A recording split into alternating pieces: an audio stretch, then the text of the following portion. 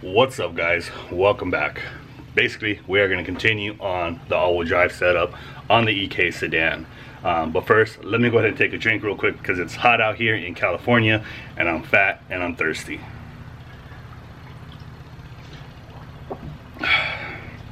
But yeah, so to everybody that is new to the channel, I am building a 1996 Honda Civic EK Sedan.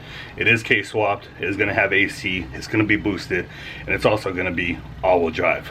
Yeah, it is going to be all-wheel drive. So we've on the first video, we pretty much got everything cut out to where the diff is already mounted and hanging with the rear subframe from S1. That is the kit that I am running, so here you guys can see. Huge shout out to them for jumping on board and helping us out with that. And they also have blessed your boy with the axles, so that's something else we still got to get. I'm supposed to be meeting up with Sedan this weekend, or within this week, to pick up the cups that we need to be able to adapt our suspension coils to.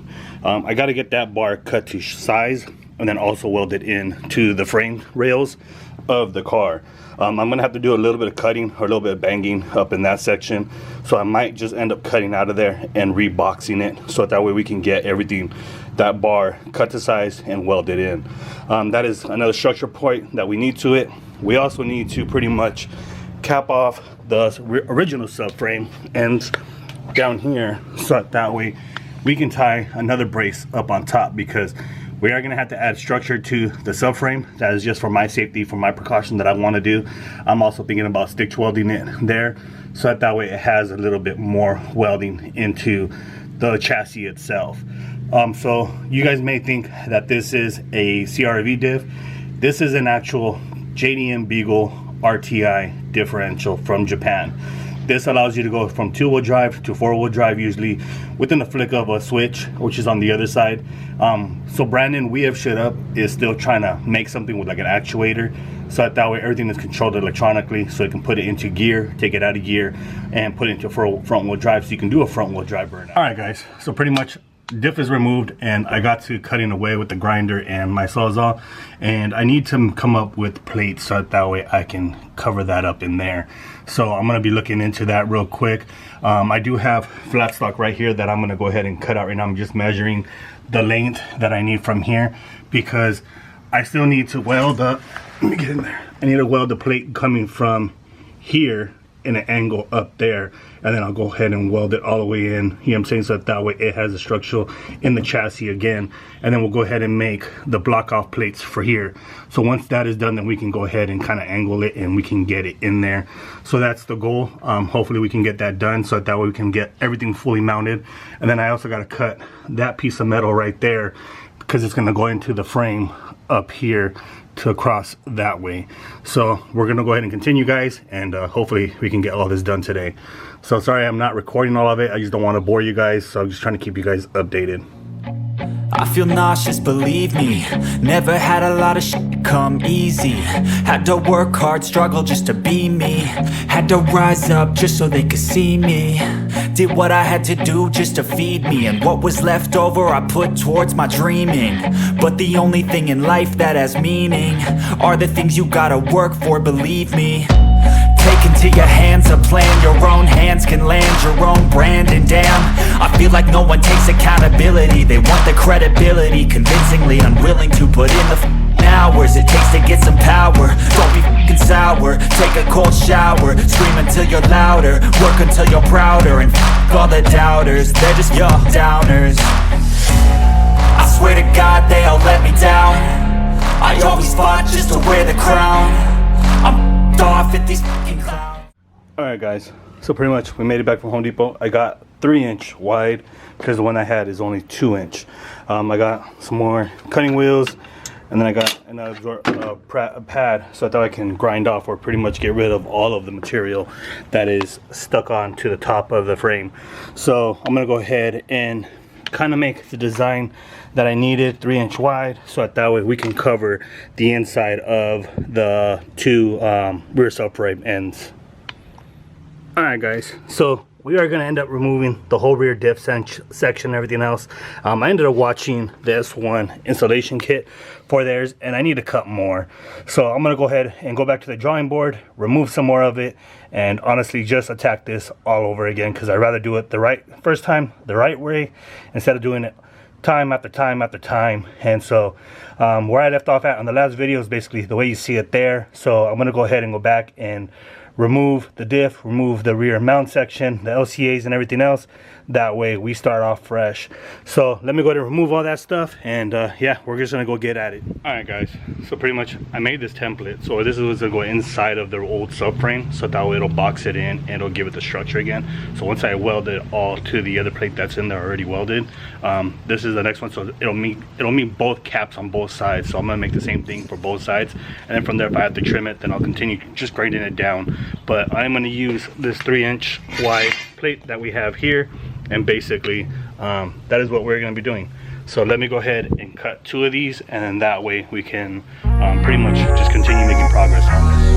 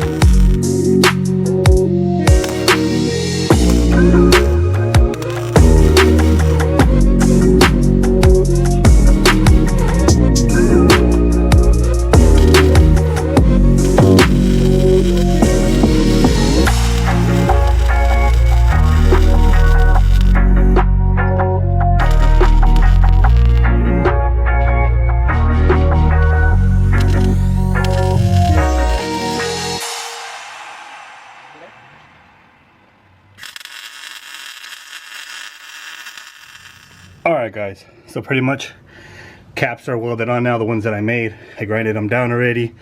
They're not the prettiest welds. I hate welding upside down, but yeah, both caps are welded. So now what we're going to go ahead and do is pretty much put the rear S1 subframe back into its location, and then hopefully it all clears. I might have an issue right here on this section because of the whole in-track rear diff pumpkin.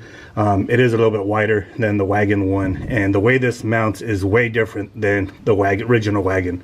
So yeah, I had to cut out more on top of there so that I can get the brace over there. So I still need to weld that on, and then once that's welded, we are pretty much done.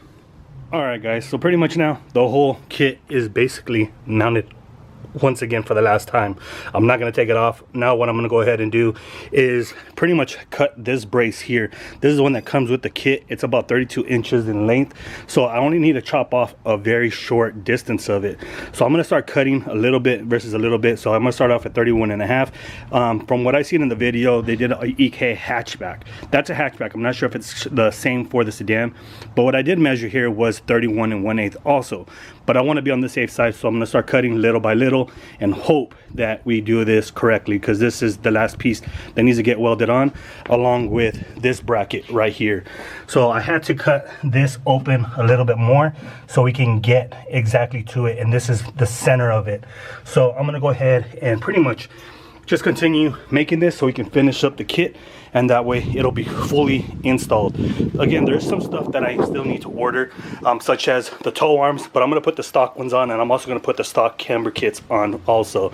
So I got to remove those tow arms from the other the rear trailing arms, and then that way we can get it mounted to this one, because the ones that I have are for a DA, and unfortunately they're just too long. So I'm going to put those for sale, so I thought I can try to buy some tow arms also.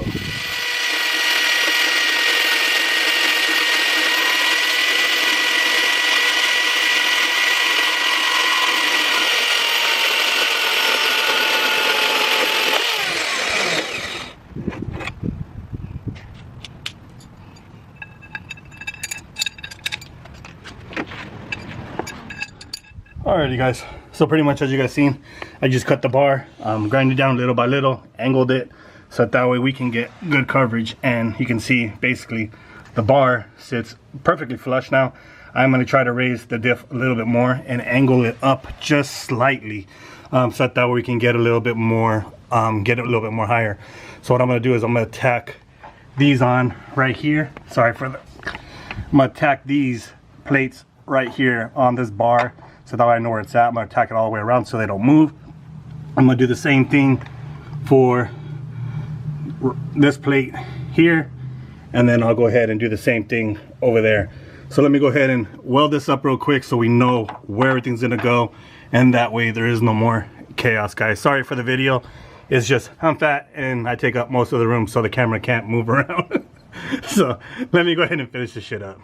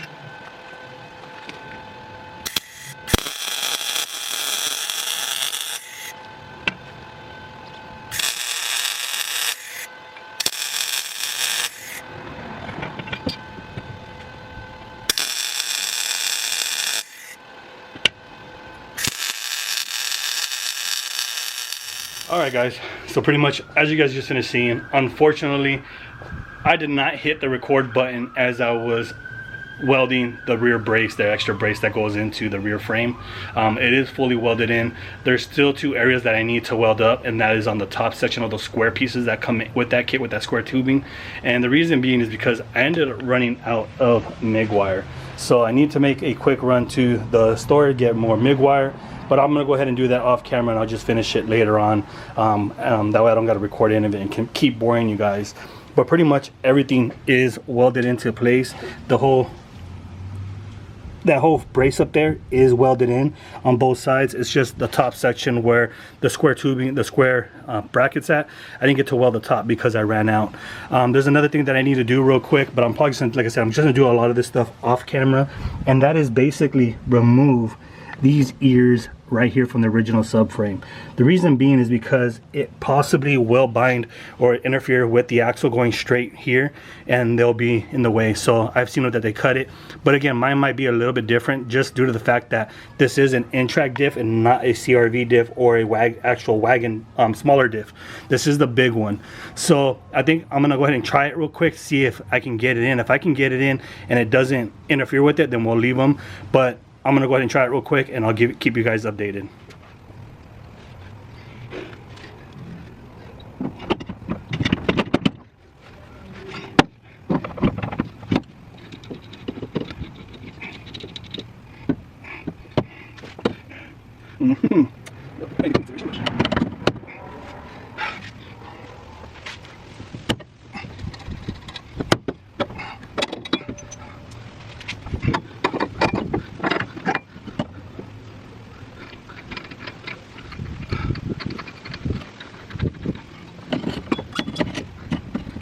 Oh no.